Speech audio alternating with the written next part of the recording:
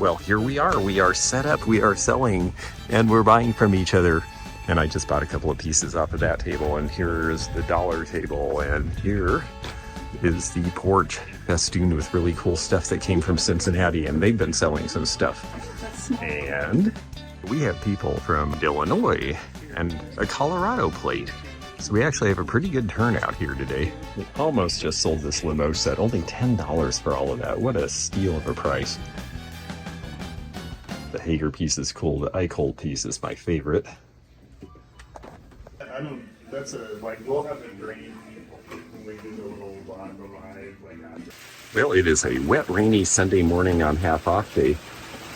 The folks from Tennessee packed up and put their stuff on the porch, but there's only about half as much as there was when we started, so that's good. I know that they and the folks from Ohio did sell some stuff, and boy, did we in here too. Okay, it's it's an hour after the last hour of the sale. I still have a customer, and thank goodness, because it was kind of slow today. The last few customers really made it up, though, because they came and took a lot of bulk. And so I have everything out of the front yard. The tent is a little damp. I'm hoping maybe we'll get a break between showers and I can towel it down a little. I don't like to fold it up wet because you get mildew. Now it actually feels like fall. So this was the time to do this. I'm pretty pleased with the results. Let's take a look at what's left, because it's surprising how little is left to me.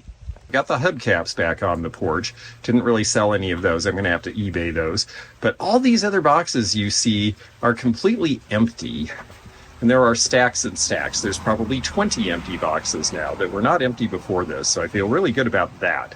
And here we go. Here's the inside.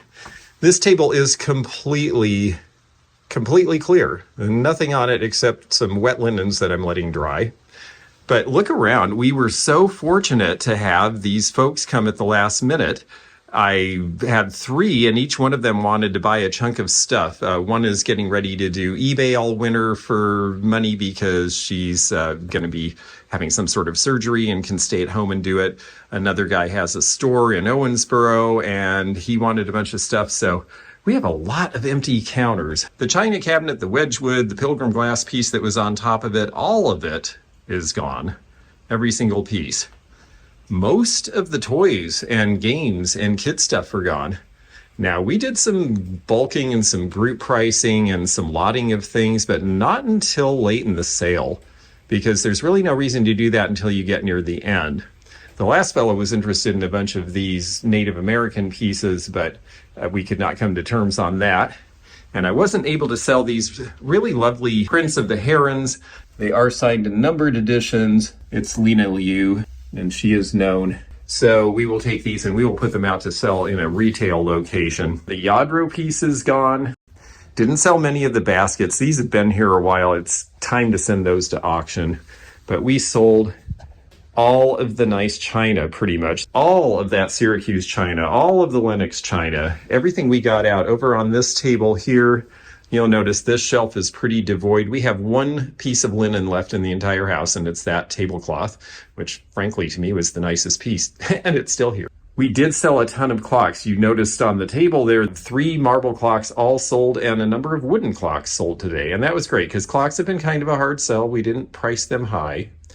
This pattern we just got up on the table because we sold the Syracuse rose pattern that was here. This is Yale by Noritake. A little bit of thistle left. But really, this room got pretty picked over. I don't think anyone could see the desk under the Native American and Western memorabilia. But we did sell the Moorish lamp table that we were going to put there. That cupboard is shut because there's nothing left in it, which is wonderful. There's not much left down here either. I'm actually recovering some of my crates that I can use for more display at shows and to carry things around. We sold the big grill. We didn't sell the little grill. We didn't sell this because of the huge crack, unfortunately. I think that's just going to have to go to auction. It'll fetch something in this area. We did pretty well with kitchenware, particularly the cafe ware sold really well. I wish I had all that cafe ware from Spokane, because people here really liked it, and in Spokane it was sort of a ho-hum thing. So, different things sell in different places. We still have some Corel and some Pyrex, and those are things that I'll probably take in to sell in mall locations. This is where all the paper ephemera was spread. We had 2 giant boxfuls of paper ephemera when we started. Now we have a bunch of empty boxes and about enough to fill 1 normal size box, which is great. So there's just a ton of empty space all of a sudden all over the place, which is wonderful. This was the goal of this sale. That's why we had a half off day this time, so that we could really clear the place. I'm a little surprised this painting hasn't sold because he is a listed artist, but we'll just have to take it to the right place. And that might be the antique mall here. Bunch of signed books. We'll put those out, and those will probably sell over the holidays. We still have some of the wooden clocks left. We sold, I think, 3 and have 3 left, if I'm not mistaken. These shelves got pretty wiped out. Almost all of the Joseph figurines are gone. Didn't sell the tea leaf ironstone. There's a whole stack of it there for $10. That's probably going to be donated at this point. And this is a handleless cup without its saucer. You would have actually poured the coffee into the saucer and then drank from the saucer back then. That's why they didn't have handles. 1 Mickey Mouse puzzle left. 1 phone out of 3 survived the sale. Ulysses S. Grant survived the sale. Some of this stuff, a few things, like the big chalkware lamp, are cool enough that I will probably try to sell them in a retail location. A lot of this is going to go to auction, and a little bit of it might go to donation. Sold a lot of the Native Americana, not all of it, but a fair bit. Sold the lantern. This map is still here. It doesn't roll up. I think that's the problem with that one.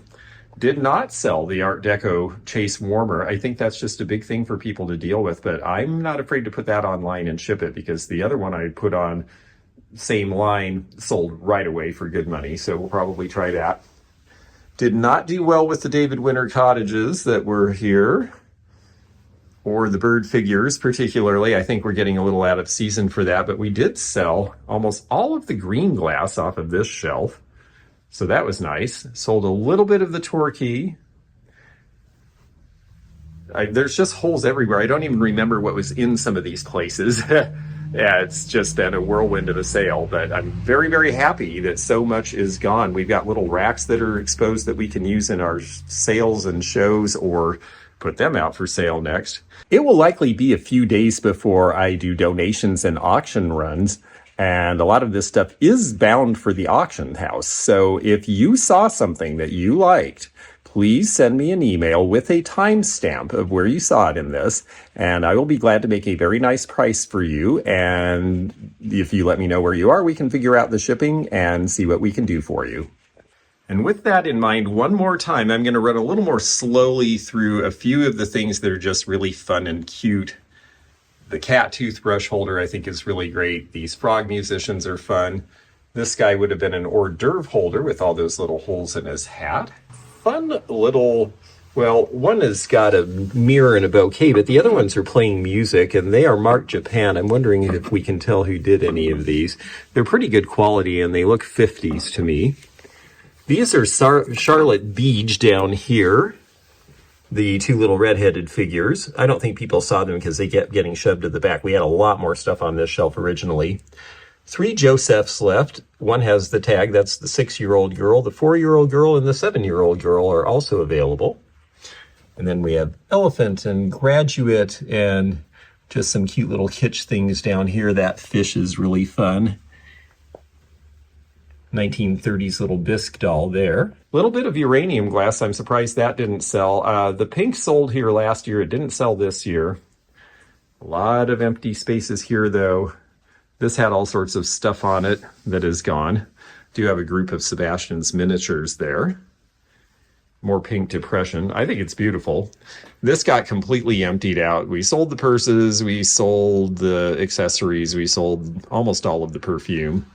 Did not sell the pipkin and bonnet, but these might be good things for eBay with the winter coming up.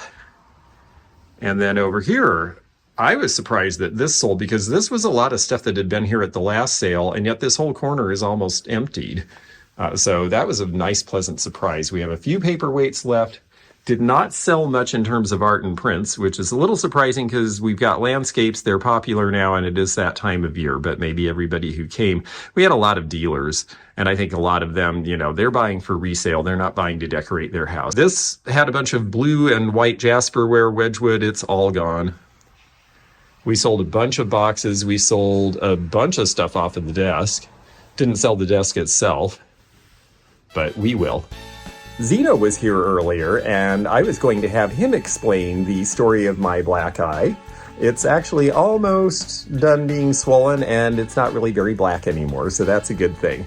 And I wanted him to tell the story because he got to find me at 4 in the morning after he heard a very loud thud, and that was me hitting the floor. So the way I got the black eye is I was sick about a week ago, and I had fevers and night chills, and I got up out of bed. And you're supposed to put both feet down, but I was in a hurry because I wasn't feeling well. And I hit the floor with one sweaty foot and it went right out from under me. And I fortunately stretched out like a goalkeeper in soccer because I remembered that's what you do when you're going to take a fall. So I sprained my wrist a little, I blackened my eye a little, I cut my face a little, I bruised my hip a little. But I didn't break anything or have a concussion or any of the really serious stuff that could have happened, and a valuable lesson was learned.